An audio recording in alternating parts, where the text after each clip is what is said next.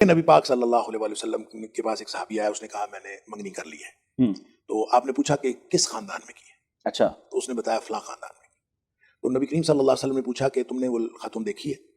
یعنی وہ خاتون دیکھ لینا, اس خاندان کی خواتین کی آنکھوں میں بھینگا پن ہوتا ہے. اللہ اللہ, غالباً یہ مغیرہ بن شعبہ رضی اللہ عنہ کی بات ہے. تو اس خاندان کے خواتین میں بالعموم ان کی پہچان یہ ہے کہ عام طور پہ بھینگا پن ہوتا ہے. تو تم لڑکی کو دیکھ لینا کہ دیکھیں, اس کا مطلب یہ نہیں ہے کہ بھینگی خاتون سے شادی نہیں کی جا سکتی.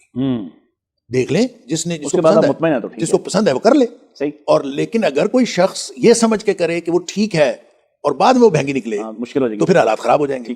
لہٰذا یہ ہو سکتا ہے, لیکن ٹاپ آف دا لسٹ جو ہے وہ دین ہوگا. سب سے پہلے دین دیکھا جائے گا, باقی چیزیں اس کے بعد ہے.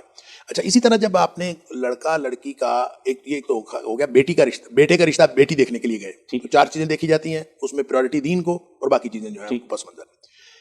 آپ کی بہن بیٹی کا کوئی رشتہ آ گیا تو اس میں بھی ظاہر ہے مختلف چیزیں آپ دیکھتے ہیں.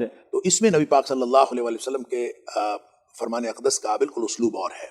اس میں آپ نے فرمایا کہ اگر تمہاری طرف کوئی نکاح کا پیغام بھیجے تمہاری بہن بیٹی کے لیے, اور من ترضون دینہ و خلقہ, باقی اس کے اندر جو بھی معاملات ہیں اس کا اخلاق اور اس کا دین یہ تمہیں پسند ہے.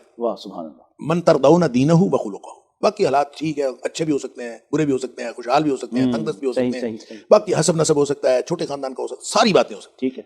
رشتے کا پیغام اس نے پہنچایا ہے. اب آپ نے دیکھنی ہے 2 چیزیں, دینہ و خلقہ.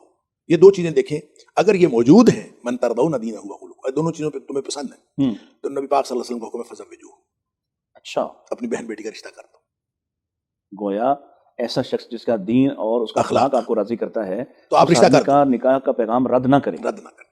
اور پھر ساتھ یہ فرمایا, یہاں تک بات ہوتی تو شاید پھر بھی یہ اس کے اندر جو ہے گنجائش تھی, حالانکہ گنجائش کوئی نہیں ہے. نبی پاک صلی اللہ علیہ وسلم جب حکم فرما رہے ہیں فزوجوہ, تو یہ حکم ہے. ٹھیک ہے, آپ نے فرمایا وَإِلَّا تَفْعَلُوهُ, اور اگر تم نہیں کرو گے صحیح, تَكُنْ فِتْنَةٌ فِي الْأَرْضِ وَفَسَادٌ عَرِيضٌ, اللہ اکبر, زمین میں فتنہ ہوگا اور بہت بڑا بگاڑ. اور وہ آج ہم دیکھ رہے ہیں, جب آپ اس بنیاد پہ مردوں کو انکار کر رہے ہیں تو اس کی جو نقصانات ہیں وہ ہم دیکھ رہے ہیں کہ شادی مشکل ہو گئی, اور وہ پھر گھر میں بیٹھی بیٹیاں جو ہیں وہ بوڑھی ہوتی رہیں. جب آپ اس کو دین اور اخلاق کی بنیاد پر نہیں چوز کر رہے تو دوسری طرف پڑھے لکھے لوگ علماء کرام ان کے ہاں اس طرح کے رشتے آتے ہیں تو آگے سے پتہ جواب کہتے ہیں. یہ کہنا کہ لڑکا روزگار پہ نہیں ہے یا لڑکے کے اندر ابھی خود مختار نہیں ہے یا اس طرح کی کوئی بات کریں, یہ تو اور بات ہے. آگے سے جواب یہ دینا ہماری بچی ابھی پڑھ رہی ہے, جب تک BA نہیں کرے گی اس وقت تک ہم شادی نہیں کریں گے.